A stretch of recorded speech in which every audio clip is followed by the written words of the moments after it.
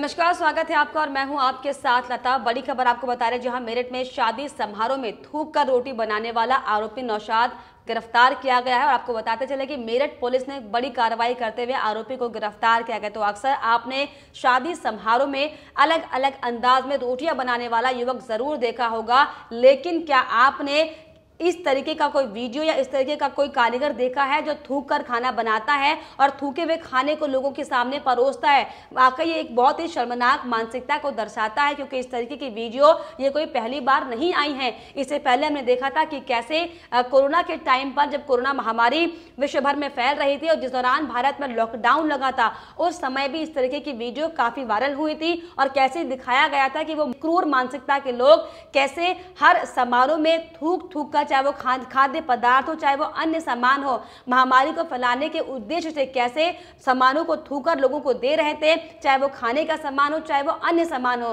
तो वाकई इस तरीके की मानसिकता ये दर्शाती है कि आप मानसिक रूप से अपाहिज हैं, क्योंकि आप जो इस तरीके का कुकृत्य कर रहे हैं वो वाकई बेहद शर्मनाक है। हालांकि आपको बताते चले कि इस तंदूर में जो युवक जो रोटी बना रहा था, इसको पुलिस ने गिरफ्तार कर लिया है। और देखिए वीडियो में कैसे युवक हर रोटी को तंदूर में लगाने से पहले उस पर थूक रहा था और उसके बाद ही उसे पकाने के लिए तंदूर में लगाता था। लेकिन इस दौरान वहां पर मौजूद एक शख्स ने उसकी वीडियो बना ली, जिसके बाद उसे सोशल मीडिया पर वायरल कर दिया। और इसके बाद हिंदू जागरण संगठन ने पुलिस स्टेशन जाकर इस पूरे मामले पर कार्रवाई करने की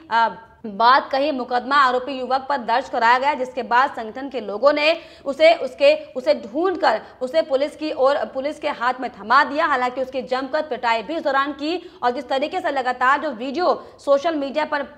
वायरल हो रहा है, क्योंकि जिस तरीके से हिंदू धर्म के खिलाफ जिस तरीके से जो विशेष समुदाय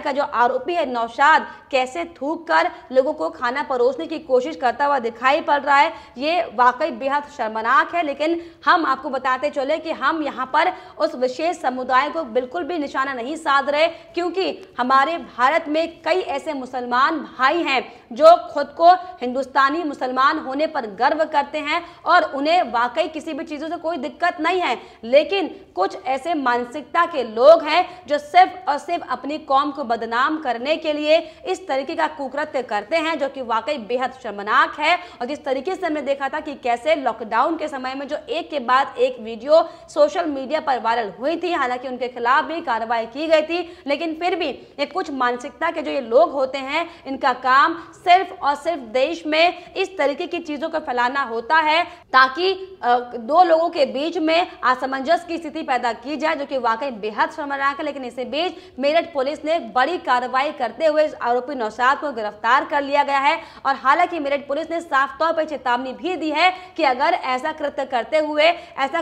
करते हुए कोई भी अगर जिले में पाया जाता है, प्रदेश में पाया जाता है, तो उसके खिलाफ कड़ी कार्रवाई की जाएगी। लेकिन इसमें बड़ी बात यहाँ पर यह है कि जिस तरीके से शादी समारोह में जो वीडियो में जो युवक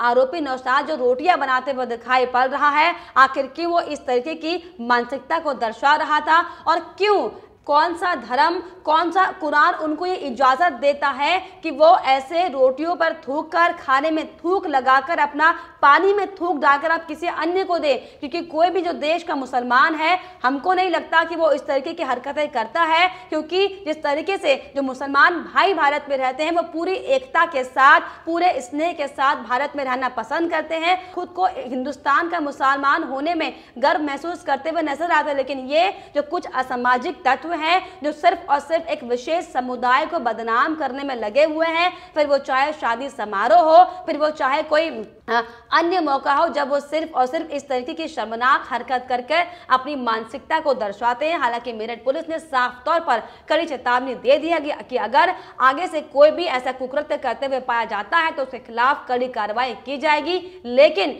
जिस तरीके से आपको बताते चले कि सोशल मीडिया पर पिछले 3-4 दिनों से एक वीडियो लगातार जमकर ये वायरल हो रहा था, जिसमें हम सब देख रहे हैं कि कैसे एक व्यक्ति रोटी बनाते हुए रोटी पर थूकते हुए दिखाई दे रहा था। और वीडियो वायरल होने के बाद बाद लोगों में जमकर गुस्सा फूटा, रोष था, क्योंकि यह आदमी ऐसा कुकृत्य कर रहा था शायद ही कोई बर्दाश्त कर सके। और रोटी पर थूकने वाले इस व्यक्ति के खिलाफ हिंदू जागरण मंच ने मेडिकल थाने में जाकर तहरीर दी, युवक की गिरफ्तारी की मांग की, जिसके बाद कड़ी कार्रवाई करते हुए मेरठ पुलिस ने आखिरकार युवक को गिरफ्तार कर लिया है। और आपको बताते चलें कि जो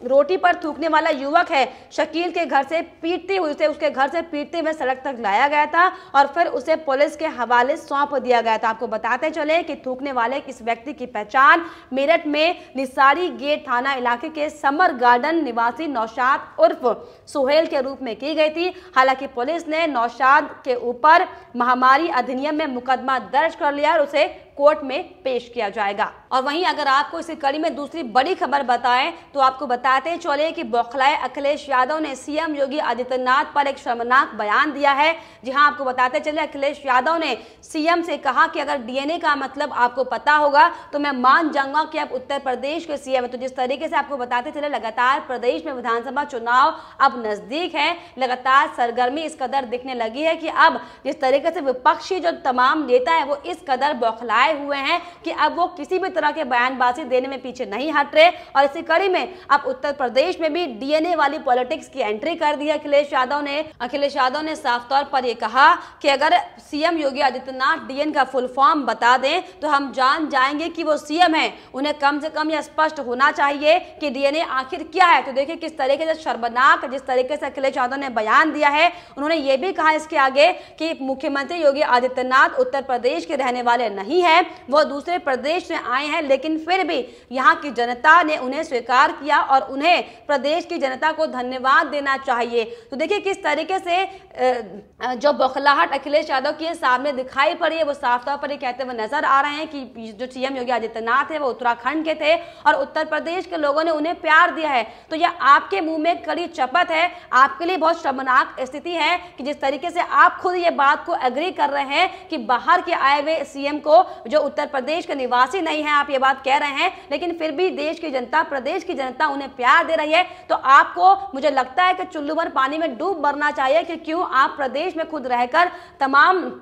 बयानबाजी देकर लंबे अरसे से यहाँ पर राजनीति करने के बाद भी जनता आपको प्यार नहीं दे पा रही। तो वाकई आपके मुंह में करारा जवाब खुद जनता आपको दे रही, लेकिन फिर भी क्योंकि चुनाव अब नजदीक है और आपकी बौखलाहट इस कदर सामने आने लगी है कि आप कभी जो चंदा मांगने आ रहे हैं उनको आप उस तरीके से सवाल खड़े कर रहे हैं जिसको लेकर साधु संत ने आपको बाबर जीवी का नाम भी दिया था। और अब जब आपको लग रहा है कि उत्तर प्रदेश में एक बार फिर से आपको जो खिसकी हुई जमीन है वो बिल्कुल खिसकने वाली है, तो अब आप सीएम योगी आदित्यनाथ को लेकर इस तरह की बयानबाजी कर रहे हैं। आप डीएनए का मतलब उनसे पूछ रहे हैं, क्या आपको पता है कि डीएनए का क्या मतलब है? क्या आप जानते हैं कि प्रदेश में किस तरीके से राजनीति की जाती है? क्या आप जानते हैं कि सिर्फ गुंडा राज कर आप प्रदेश के मुखिया नहीं बन सकते? लेकिन बावजूद इसके इस तरीके से लगातार जनता का प्यार बीजेपी पार्टी को मिल रहा है। बीजेपी को जिस तरीके से जनता का स्नेह मिल रहा है, ये देखकर अब तमाम विपक्षी पार्टियां जो है वो पूरी तरीके से बौखलाहट में है। और चूंकि अब उत्तर प्रदेश में चुनाव भी बहुत जल्द है, 2022 में विधानसभा चुनाव एक बार फिर से होने वाला है, जिसमें साफ तौर पर लोगों ने यह आगाह कर दिया है कि एक बार फिर से सीएम योगी आदित्यनाथ के नेतृत्व में वो प्रदेश को चलाना चाहते हैं। और जिस तरीके से एक के बाद एक जो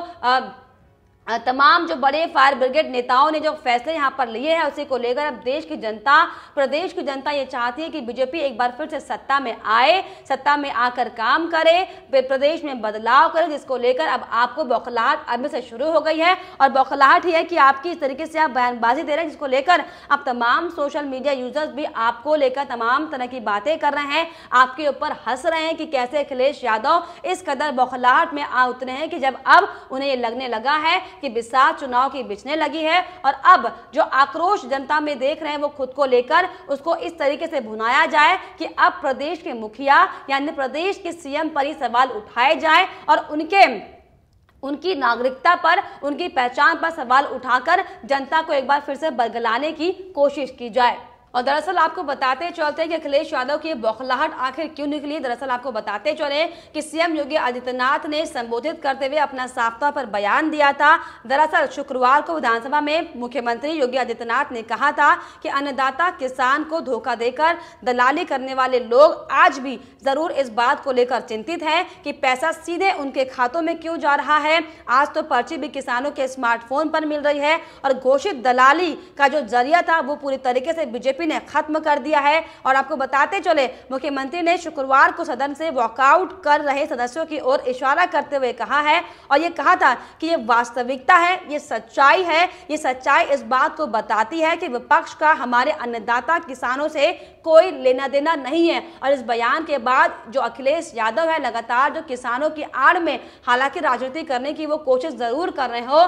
लेकिन प्रदेश की जनता, देश की जनता उन्हें ये बता चुकी है कि अब किसानों की आड़ में जो आप राजनीति चमकाने का काम कर रहे हैं वो पूरी तरीके से विफल है। और इसी का नतीजा ये है कि अब अखिलेश यादव सीएम योगी आदित्यनाथ पर सवाल उठाते हुए उनसे कई तरह के सवाल जिस तरीके से वो पूछ रहे हैं, ये साफ तौर पर जताती है कि अब आपकी बौखलाहट इस कदर बढ़ गई है कि आप सीएम योगी आदित्यनाथ से उनका डीएनए पूछने पर उतारू हो गए। तो देखिए किस तरीके से शर्मनाक, मतलब राजनीति की